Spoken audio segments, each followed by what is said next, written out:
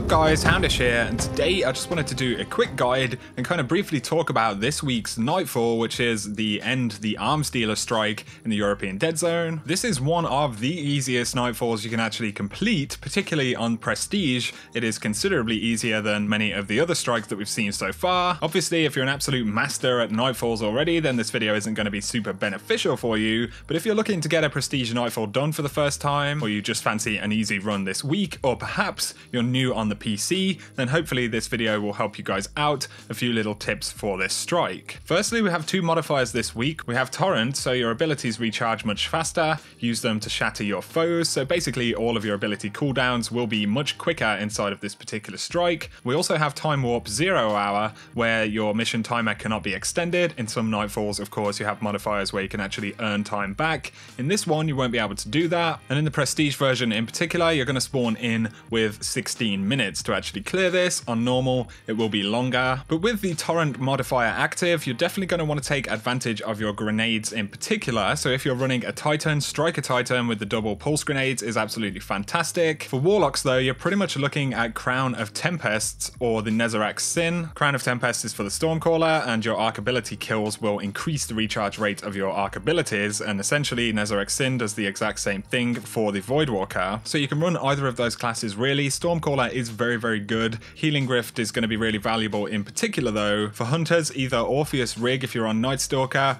or probably Celestial Nighthawk for Golden Gun if you want to do a lot of damage at the end are going to be your better options. I would go with Orpheus Rig Night Stalker personally. It's just going to help you throughout the strike a little bit more. For our team in this run right here, we have a Stormcaller, a Sunbreaker, and a Striker Titan. But as soon as you spawn in, just spam your grenades instantly at pretty much all of the ads immediately in front of you, and you'll be able to get them taken down very quickly. There is a scannable right in the middle of the room here that you'll need to open to get through the next door, so make sure you have a player go there as soon as possible and immediately scan. You don't want to waste any time here. In the next section, pretty much the same applies, but I would stick kind of close to the door where you enter the room and make sure you have a Healing Rift put down, and then just team shot all of the ads until it's pretty clear enough for you to actually go and grab the orb. So there's an orb on the left hand side you'll have to grab.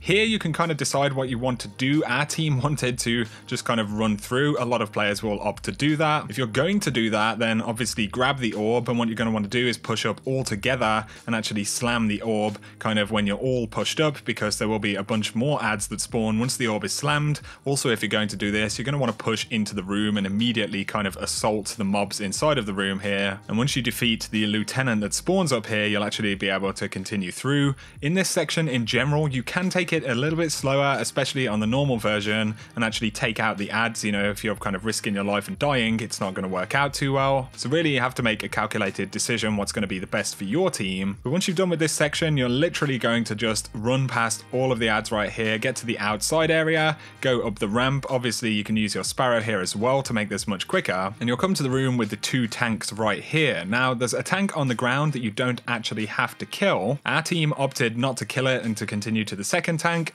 I would recommend that you take it down if you can, but the key thing is that there are two scannables in the room that will be highlighted that you have to actually scan to activate the second platform, and the second platform will come with a second tank. So what I do right here is push up on the ground level, jump up onto this box right here, and actually use my hammers to start taking out some of the ads. If you're going to do this, definitely try and get all three players to push up and use their supers here. It's really going to help you out, but you need to clear this kind of platform. Once you've got this platform clear enough, you can focus on the tank and things get a bit easier now. Obviously avoid as much of the fire from the tank as possible, but after that there'll be an unsanctioned blaster next to the tank that you need to take down, and then the door is going to open and there'll be a bunch of kind of Cabal war beasts, so you can just nade these and get them taken out. Once you've opened this door, you really need to have one player push up as far as possible, and when you come to this door, there's a scannable on the right hand side. It doesn't immediately kind of notify you that you actually need to scan this, and there won't necessarily be an objective on your screen when you get to it, so if you go up and just kind of hold X or the appropriate button to scan, it will start scanning before the tooltip actually tells you to, so make sure you have one player do that. It's really going to save you some time. In the next room here, just hit the boss as much as you can to make him move to the first platform. Right here, we don't focus on the turrets as quickly as we should. That should be the first thing you focus on, those flame turrets on the top platform. Once you've got those out, you can team shoot the blasters on the ground level, and there's a couple of kind of yellow bars, so just kind of methodically move through. Make sure you're using your grenades and your rifts in particular. Remember that all of your abilities cool down incredibly quickly, so just use them continuously. Now you'll come to the boss section section, we move to the left-hand side on the platform, make sure we shoot all of the flame turrets kind of along the front there. And me being a Sunbreaker, I actually use the kind of shoulder charge damage buff that will give you 50% extra damage for a few seconds while it's active, so it's definitely worth using. If I show you our first run of the Prestige Nightfall right here, you see that we get his health all the way down to below half of his health,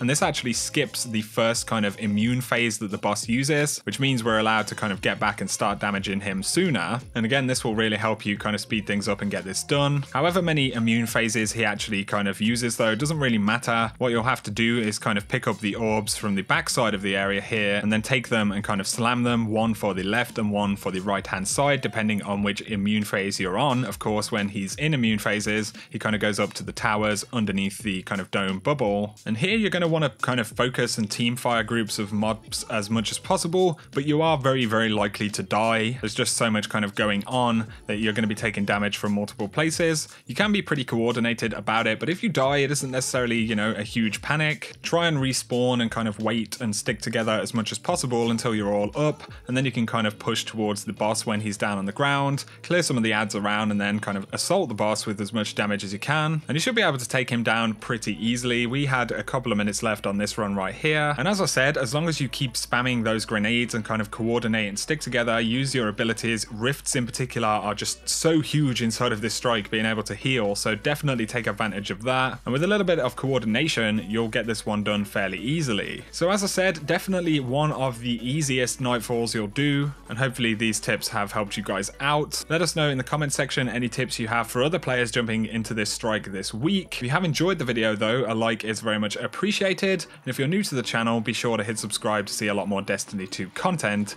But for now, you guys have an awesome day.